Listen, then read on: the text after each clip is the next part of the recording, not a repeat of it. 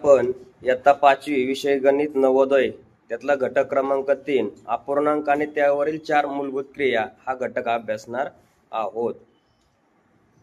Scholarship मध्ये असणारा घटक आणि हा घटक सारखाच आहे, त्यामुळे आपण याच्यामध्ये उदाहरण जे आहेत ते पाहणार आहोत।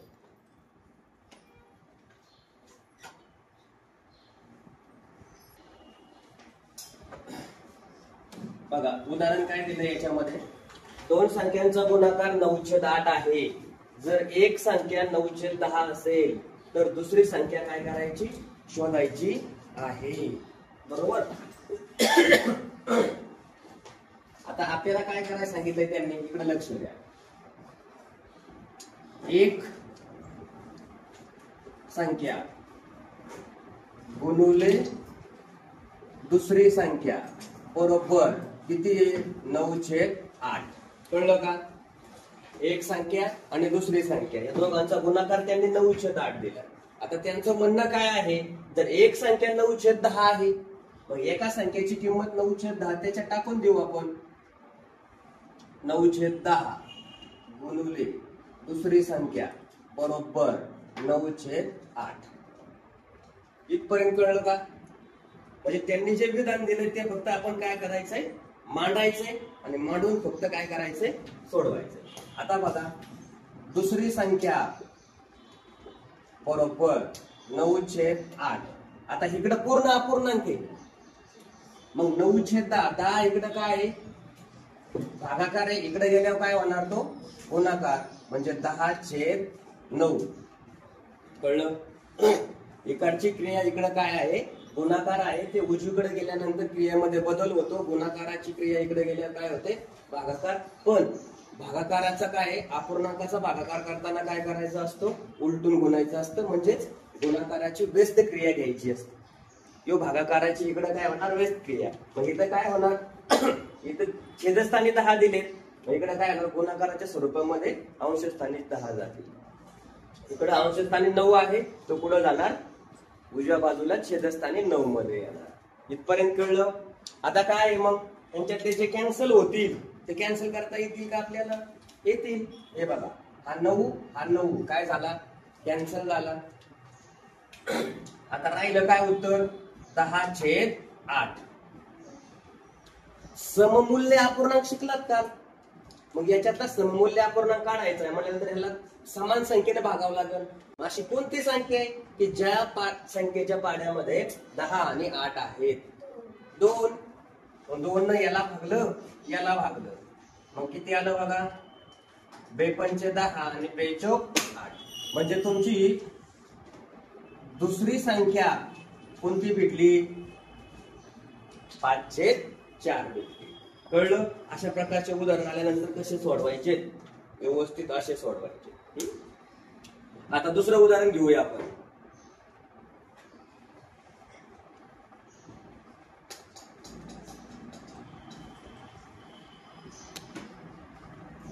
बघा उदाहरण काय दिलंय, पेपर मध्ये उदाहरण दिल्यानंतर तुम्ही अगोदर काय करायचं, उदाहरण व्यवस्थित वाचून घ्यायचं आहे, नंतरच सोडवायचं आहे। नवोदयची काठिण्य पातळी कशी असते, जास्त। आता बघा याचं उत्तर, एक सामना एकूण अर्धा तास चालतो। किती वेळ चालतो रे, अर्धा तास। अर्धा तास चालतो, अर्धा तास म्हणजे किती, 30 मिनिट, बरोबर।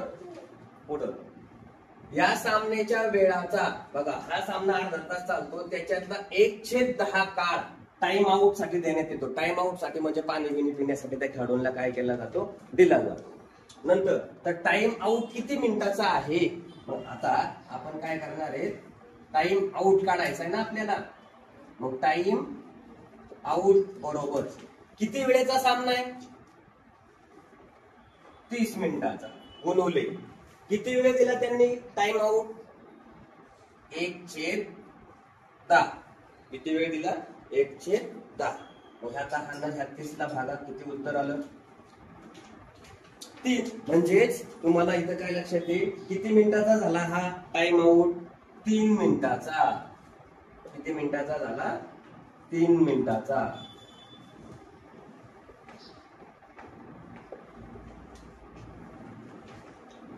कळलं? 3 मिनिटाचा टाइम आहोत. चला उदाहरण घ्या लिहून.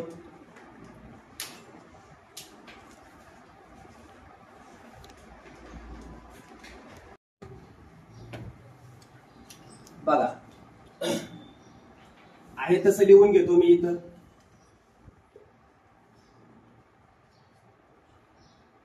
दोन छेद 3. आता इथं छेद समान आहे का? नाहीये. मग छेद समान करून घ्यावा लागेल. छेद समान करायचं म्हणल्यावर 9 आणायचा आहे. मी इथं अंशाला आणि छेदाला किती न गुणतो? 3 न गुणतो. अधिक 4/9 चे म्हणल्यानंतर काय करायचं असतं? गुणाकार 3/5 भागिले इथं 1 गुणुले 3 अधिक 2 भागिले किती? 3 अधिक इथं बघा 1 गुणुले 4 अधिक 1 भागिले 4 वजा 1/3 मिश्र अपूर्णांकाचं अपूर्णांकात रूपांतर करताना. आता बघा बरोबर यांचा गुणाकार 3 दुने 6 3 त्रिक 9 अधिक 4/9 यांचा गुणाकार 3/5 भागिले हे 3 गुणिले 1 आणि हे 2 किती झाले? 5 5/3. इथं प्लस नाहीये, इथं गुणाकाराचं चिन्ह आहे. तर काय गुणाकाराचं चिन्ह आहे. मग 4 गुणिले 1 4 4 अधिक 1 किती झाले? 5 5/4 वजा 1/3. आता बघा आता इथं पाया म्हणजे छेद समान आहे. छेद समान असेल तर काय करणार आपण? आहे तसा 9 6 आणि हे 4 6 अधिक 4 गुणुले 3/5. आता इथं काय होणार आहे? यांचा अगोदर भागाकार करता येईल आपल्याला. म्हणजे गुणुले किती येणार? 3/5. कळलं का? भागाकाराच्या वेळेस क्रिया गुणाकार गुणुले 5/4 वजा 1/3. बघा 6 आणि 4 किती झाले? 10 10/9 गुणुले 3/5 गुणुले 3/5 गुणुले 5/4 वजा 1/3. आता इथं कोण कोण कॅन्सल होईल बघा. हा एक 5 कॅन्सल होईल. हा 5 1 5 आणि 5 2 10 कॅन्सल होईल. यानं 3 त्रिक 9 आणि हा 3 1 3 हे काय झाले? कॅन्सल झाले. मग आलेलं उत्तर राहिलेलं उत्तर जे आहे तर ते काय येईल बघा. आता कळून द्यायची गरज नाही काय. इथं जे राहिले यांच्यातून 2/4 वजा 1/3. हा 2 आणि हा राहिलेला 4. कळलं? आता काय करायचंय? इथं भाग देता येईल 2 न. बे 1 बे 2 4. कळलं? मग आता काय करणार तुम्ही सांगा? बरोबर किती राहिलं? 1/2 वजा 1/3 बरोबर. आता इथं छेद समान आहे का? नाही. मग काय आहे? भिन्न आहे. मग 1 गुणुले 3 वजा 1 गुणुले 2 भागिले 2 गुणुले 3 3 गुणुले 1 3 वजा 2 भागिले किती? 6 म्हणजेच 3 वजा 2 1/6. हे तुमचं फायनल उत्तर आलेलं आहे. 1/6. व्यवस्थित लिहून घ्यायचं. घ्या लिहून.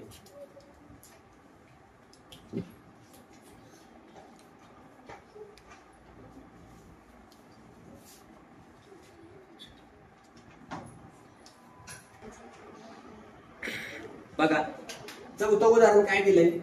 लक्ष द्या.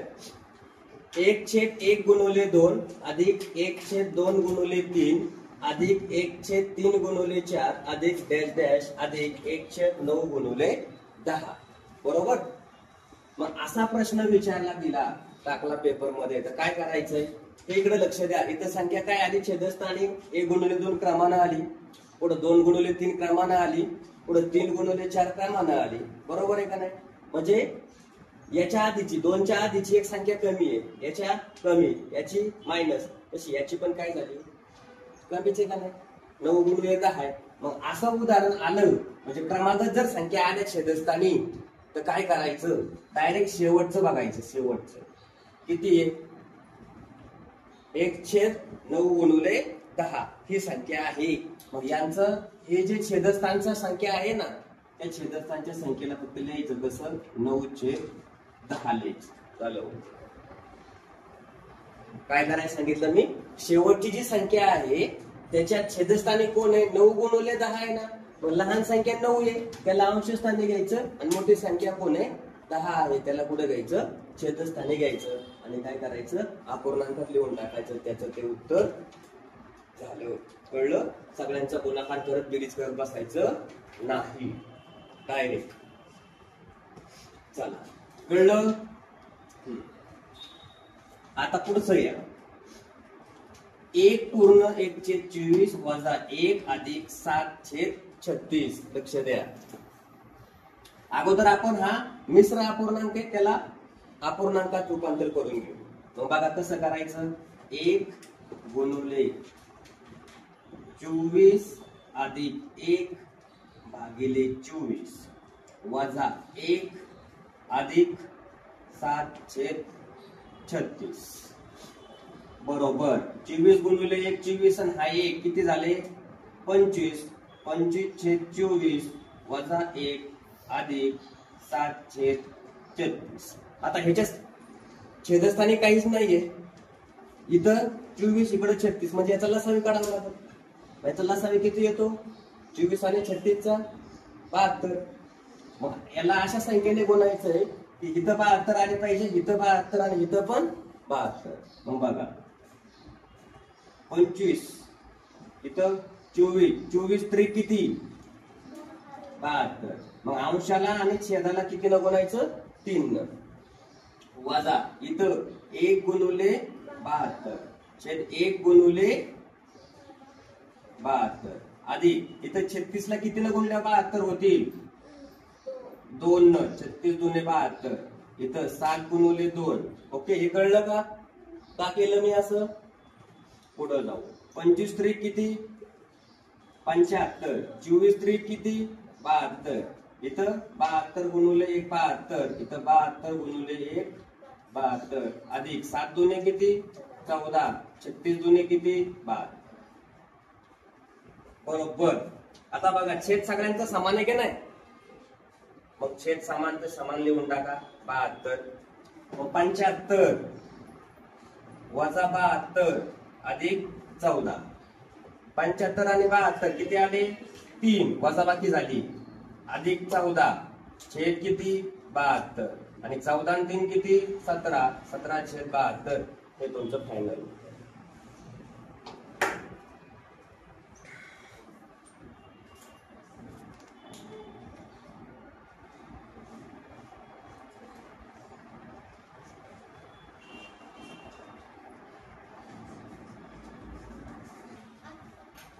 आता लक्ष द्या,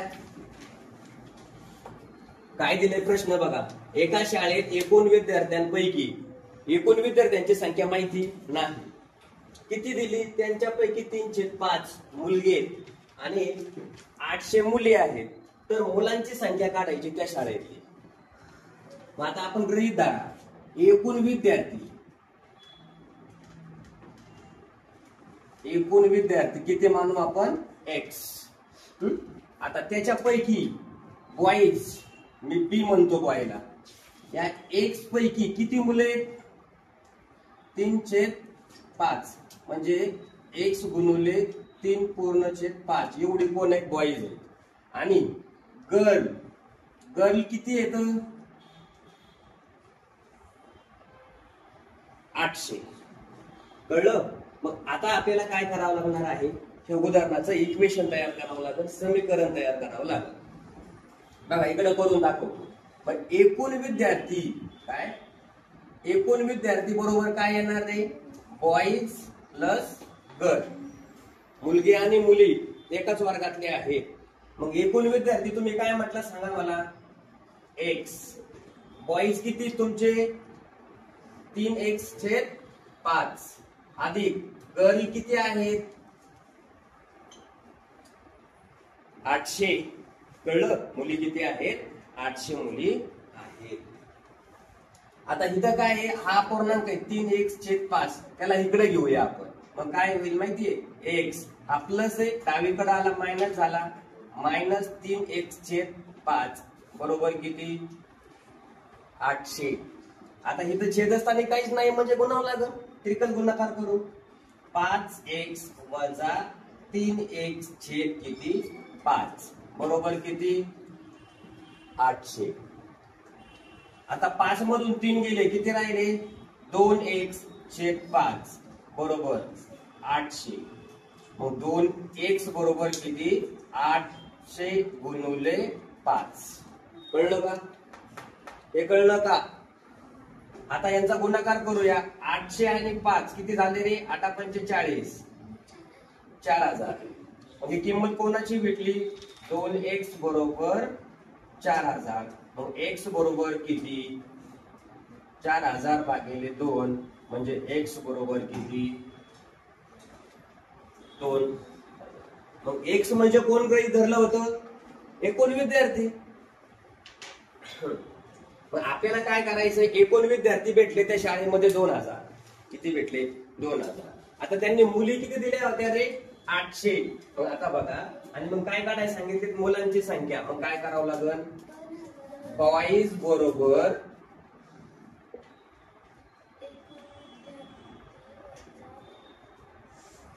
एकूण विद्यार्थी वजा गर्ल. मग एकूण विद्यार्थी किती आले होते 2000 आणि गर्ल किती आहे त्यांच्या शाळेमध्ये 800. यांची वजाबाकी केली म्हणजे बॉईज किती भेटले 1200. कळलं? या लिहून